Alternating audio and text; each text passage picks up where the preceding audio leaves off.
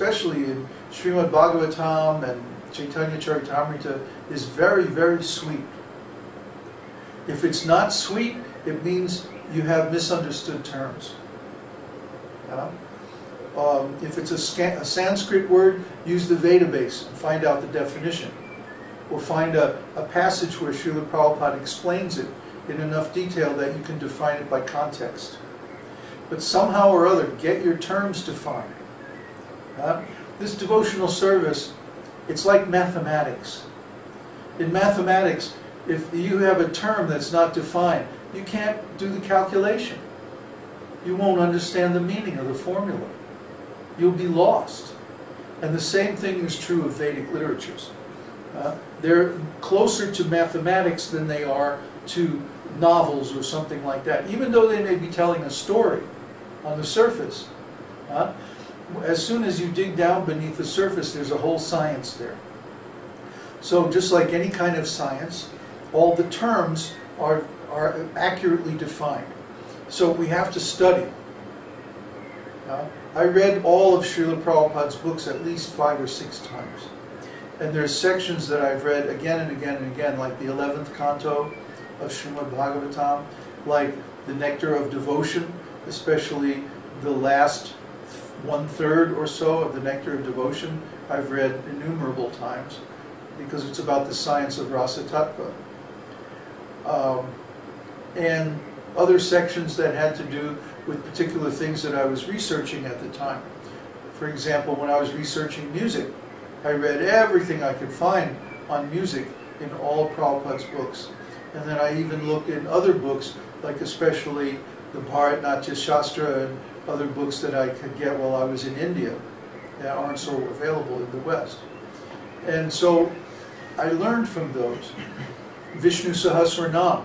When you're going through Vishnu Sahasranam, take each one of the names of Vishnu and do a search in the database and look at the definitions, look at the meaning, look at how they're used. Because there's a wealth of meaning in Vishnu Sahasranam if you go through and look up each of the words in it. You know, I know most of you are not doing this. The way I know it is by the quality of the questions, especially on the forum. If you were looking up your terminology, your questions would be at a much higher level. So sometimes I'll throw in a quote that seems to come out from left field. Why? Because I'm talking about some very fine shade of meaning that's in one of the slokas or one of the words in your question or one of the topics. So the meaning of words is very critical to understanding and applying the knowledge that's in the books. If you read the books and you don't clear the words, then you're going to be in trouble. You're not really going to be able to apply the subject matter. I learned this actually back in high school when I was studying math and physics.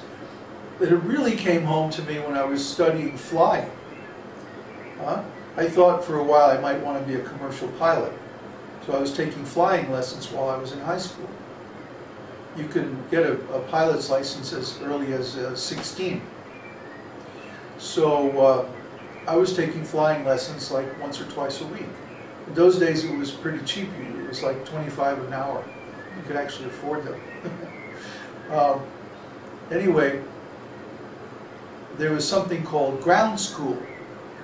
Ground school is very important because it tells you all about the navigational aids, all about the different radio frequencies, all about the maps that you use for the approaches at the airports, and a million little details about stuff you need to know if you're going to fly an airplane. And then there's a test. And to get your license, you have to pass this test, as well as you have to pass your instructor's flying test. And then you have to solo, like that. So I was having real trouble with a particular section having to do with navigation.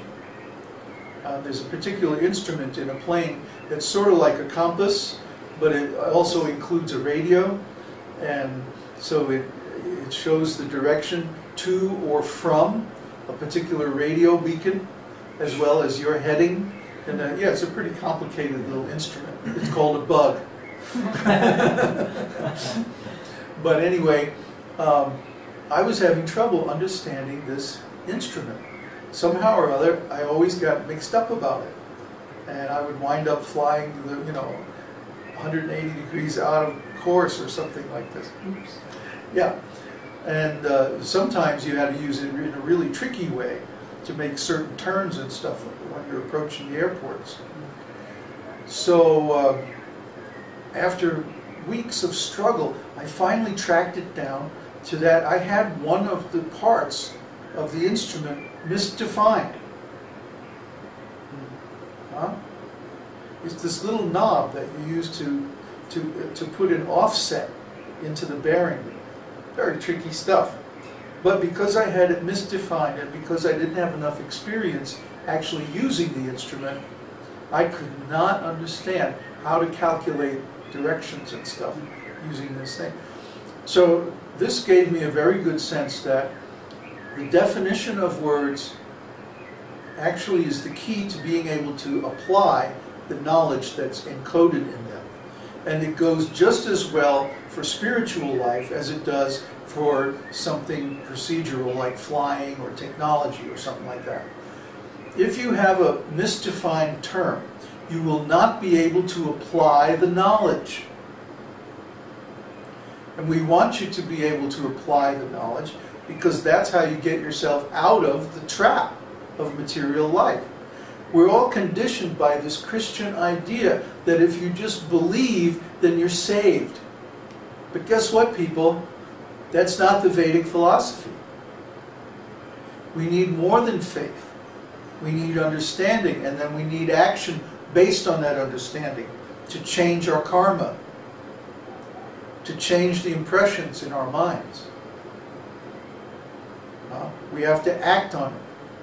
So it's much more than just reading some ancient book and then believing in it. No, that's not going to work. That's a wrong assumption. That was something introduced by the Romans. It was never said by Jesus, actually, that if you just believe, that's good enough. No, you also have to act. So you have to know how to act. So that means you have to understand the science of God consciousness. After all, it's called Krishna consciousness. And how many of you can define the word consciousness right now? If I was to ask you point blank, what's the definition of consciousness? Could you answer? So if the answer is no, that means you don't even understand the name of what we're doing. Consciousness is a very deep subject, as you know. We've spent a lot of time and a lot of effort trying to explain consciousness. So you should be able to define consciousness. You should be very comfortable with that definition. And you should be able to use it in any number of original sentences. That's the test. If you can use the word in the same definition that it's used in the sentence you're reading, and you can construct several original sentences that use the word in exactly that definition, then you can say that you pretty much have a good idea of the definition of that word. If you can't do that, if you can't pass that test, it means you don't understand that word. And it's not just big words like consciousness. Well, that's not such a big word. But it's little words like that, such, for, which, than. Those are the words that really trip people up because they specify relationships between different parts of the sentence and other ideas. And they all have lots and lots of definitions. Up. Fill the tank up with gas. Well, what does up mean? Huh? Or let's go to the hoe down. What's the hoe down? What's a hoe down? I don't want to say that. Let's go, you know. What do these words mean? You have to know. Otherwise, it creates an actual loss of consciousness. We actually lose consciousness for a second every time we go past a word that we don't understand, that we don't have defined. And we think we understand it. But what happens is we dub in. We actually hallucinate. We actually go unconscious and we dream for a second what the meaning of that word is. But if we actually knew the meaning of the word, we wouldn't be demonstrating any symptoms of unconsciousness. We would be fully alert.